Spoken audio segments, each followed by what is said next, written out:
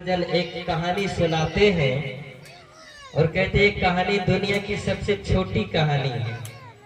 कहानी क्या है? एक बुढ़िया थी और अपने बचपना में ही मर गई।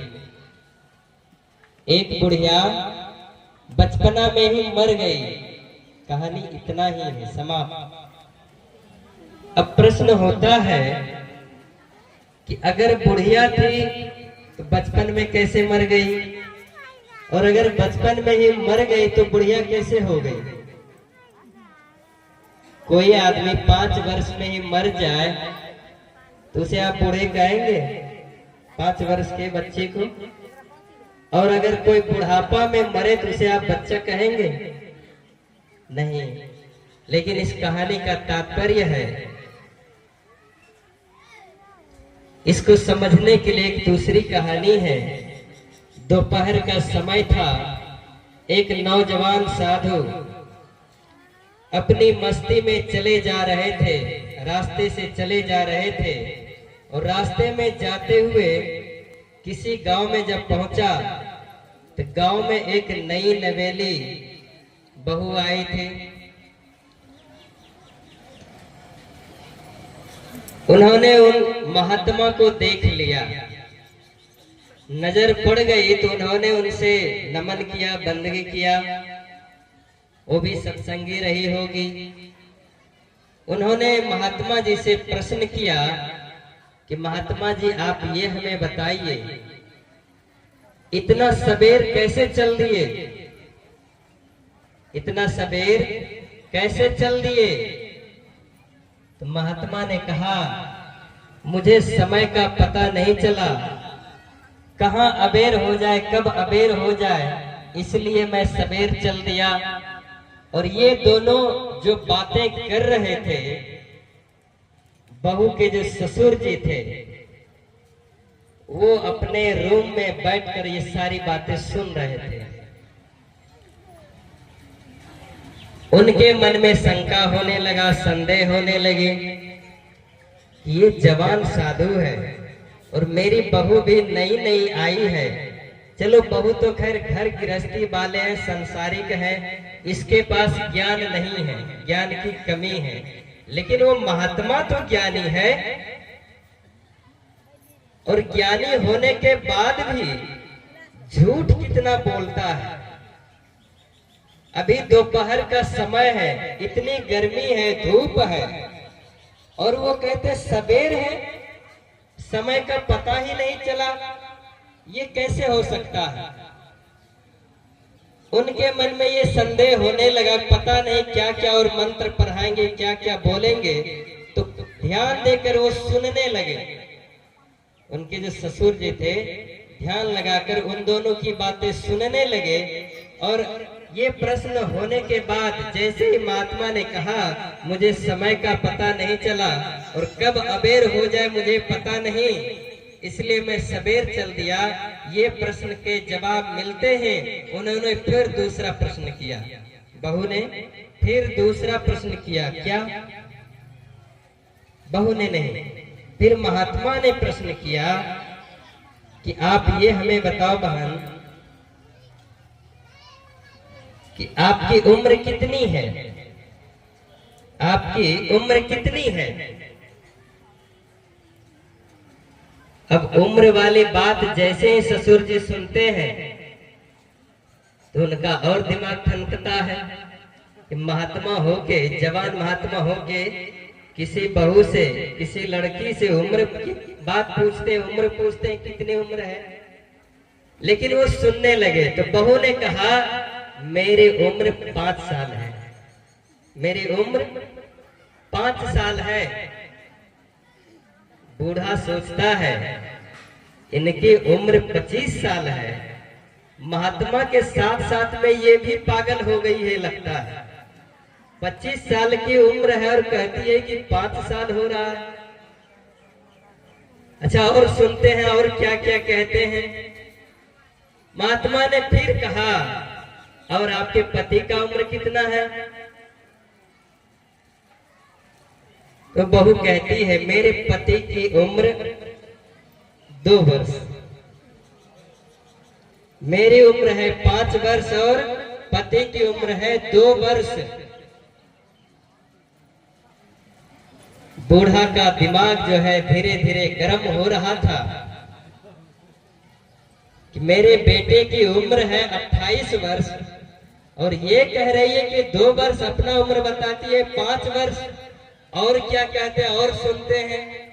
फिर महात्मा ने प्रश्न किया, तुम्हारी सासू माँ की उम्र कितनी है? तो सासू माँ की उम्र बहू ने जो बताया उससे बूढ़ा का दिमाग और ज्यादा गर्म होने लगा। सासू माँ की उम्र बताती है मात्र 6 महीने। कितने उम्र? 6 महीने। अब तो इसको रहा नहीं जा रहा था कि बात उनकी पत्नी पर आ गई, बूढ़े की पत्नी पर बात आ गई कि मेरी बूढ़ी जो है 50 साल की है और ये कहती है कि 6 महीने के। दोनों के दोनों पगला गए हैं, पागल हो गए हैं। फिर चौथा प्रश्न महात्मा जी करते हैं, अच्छा ये बताओ कि तुम्हारे ससुर जी की उम्र कितनी है? अब जैसे ही बूढ़े की अपने आप पर बात आती है तो कान खड़े, रोंगटे खड़े, सब खड़े हो जाते हैं और वो भी चौकी पर से खड़े हो जाते हैं कि अब क्या कहने वाली है, पता नहीं अब क्या ये बोलेगी। दोनों तो पागल हो ही चुके हैं। तो बहू कहती है मेरे ससुर जी की अभी जन्म ही नहीं हुआ, मेरे ससुर जी की अभी जन्म ही नहीं हुआ। बूढ़ा कहता अब जाना पड़ेगा, मुझे जाना ही पड़ेगा। मेरा कहता है जन्म ही नहीं हुआ, 60 साल मेरी उम्र हो गई और ये कह रही है कि जन्म ही नहीं हुआ है। जाने के लिए जैसे तैयार हुए महात्मा जी ने फिर एक प्रश्न किया कि ये बताओ बहन, तुम ताजा खाना खाती हो कि बासी? बहू ने कहा ताजा मेरे नसीब में कहाँ है, रोज बासी बासी खाती है। बूढ़ा सोचता है रोज गरम गरम बना बना के खाती है, जो ठंडा हो जाता है उसको खाती भी नहीं है। रात में बच जाए तो सुबह नहीं खाती है, सुबह बच जाए तो रात में नहीं खाती है। गर्मा गर्म भोजन करती है और कहती है कि बासी खाते, ताजा नसीब में कहा। इतने में बूढ़ा वहां से चल दिए उनके पास। तब तक मैं इतना प्रश्न करके महात्मा जी भी आगे बढ़ गए, निकल गए। जैसे बूढ़ा आए बहू के पास, लगे डांट फटकार करने कि तुम महात्मा के साथ क्या बोल रही थी? दिमाग तुम्हारा खराब हो गया है, दिमाग सठिया गया है। तुम्हारी उम्र है 5 साल, तुम्हारे पति का उम्र है 2 साल, सासू जी का अभी 6 महीना, अब मेरा क्या बोला जन्म ही नहीं हुआ है, तो तुम लोग कहां से आ गए?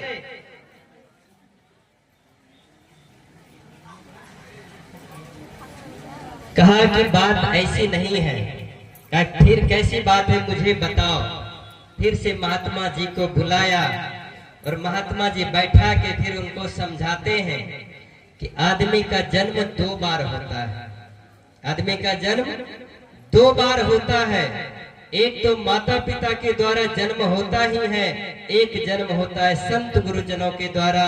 जब हम किसी संतों के पास जाते हैं, उनसे दीक्षा लेते हैं, उनके शरण में चले जाते हैं, उनको अपना जीवन सौंप देते हैं, तो उसी दिन से हमारा एक नया जन्म शुरुआत होता है। और जैसे आपने आज दोपहर में देखा हमारे 4 संतों का हुआ वेश परिवर्तन, वो भी एक जन्म ही है, तो वो दूसरा जन्म है। तो उन्होंने महात्मा ने बूढ़े बाबा को समझाया कि जैसे ही दीक्षा लिए उस दिन जन्म हुआ, इस शरीर की उम्र कितनी हुई वो बात अलग है, और हमारे अंदर जब ज्ञान का जन्म होता है, शिक्षा संस्कार का जन्म होता है, तो वो एक अलग जन्म होता है। मैं बात उसी जन्म का कर रहा था। और ये आपकी जो बहू है वो 5 साल पहले किसी गुरु से दीक्षा ली है, इसीलिए इनका उम्र 5 साल है। ठीक उसी प्रकार से इनका पति 2 साल पहले किसी संत से जुड़ा जाके, तो उनका 2 साल। इनकी सासू माँ 6 महीने पहले जुड़ गई सत्संग से, तो उनका 6 महीना। आप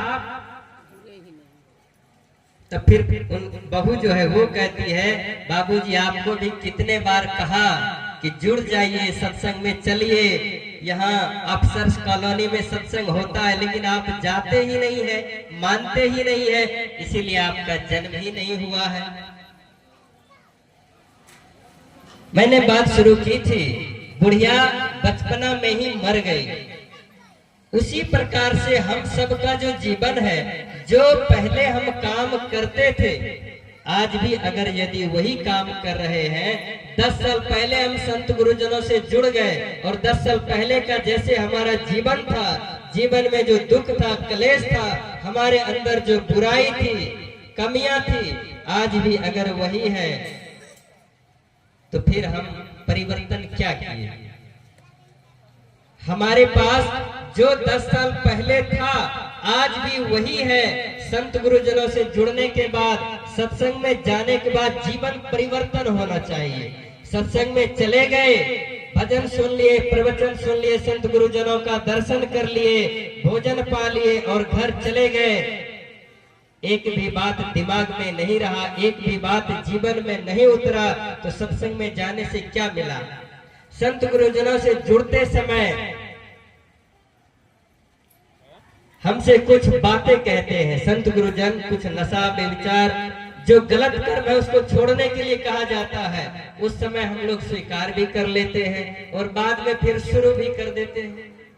एक खैनी की आदत नहीं छूट पाई, बीड़ी पीने की, सिगरेट पीने की, गुटखा खाने की आदत नहीं छूटी, एक गंदी आदत हम नहीं छोड़ पाए, तो हम फिर सत्संग क्या किए? संत गुरुजनों से जुड़ के क्या किए? इतने दूर दराज से सत्संग सुनने आते हैं, आखिर क्यों, किस लिए? अगर हमारी आदतें छूटती नहीं है, गलत आदत छूटती नहीं है, आदतों का सुधार नहीं होता है, तो हमारा सत्संग में आना, संत गुरुजनों से जुड़ना फिर किस मतलब से रह जाता है? क्या मतलब रह जाता है? तब तो हमारा भी जीवन उसी प्रकार चला जाएगा जैसे बुढ़िया बचपना में ही मर गई। उम्र तो बीत गई, 60 साल के हो गए, लेकिन बाल पक गए, मन नहीं पका, बूढ़े हो गए, मन बूढ़ा नहीं हो पाया, मन बेचैन है, मन शांत नहीं हो पाया। आज काल दिन कैक में अस्थिर ना ही शरीर, शरीर धीरे धीरे मृत्यु की ओर जा रही है, चलता जा रहा है, लेकिन हमारा मन जो है अपने बस में नहीं आ रहा है। कई कबीर कस बाची है काचे बासन नीर, मिट्टी का कच्चा घड़ा है, उसमें आप पानी कैसे रख सकते हैं? नहीं रहेगा। ठीक इसी प्रकार ये हमारा शरीर जो कच्चे घड़े के समान है, कब फूट जाएगा, कब इससे आत्मा निकल जाएगी, इसका कोई लेखा जोखा नहीं है, कोई ठिकाना नहीं है। 60 साल में मरे कि 70 साल में मरे कि 5 साल में मरे, वो तो निश्चित है। इसलिए समय और शरीर के रहते हमें अपना कल्याण का काम कर लेना है, नहीं तो फिर शरीर की उम्र चाहे जितनी हो जाए, ज्ञान नहीं हुआ, मन शांत नहीं हुआ, तो हमारे लिए भी वही कहा जाएगा कि ये बुढ़िया भी बचपना में ही मर गई। बोलिए सदगुरु देव की जय। साहेब बंदगी।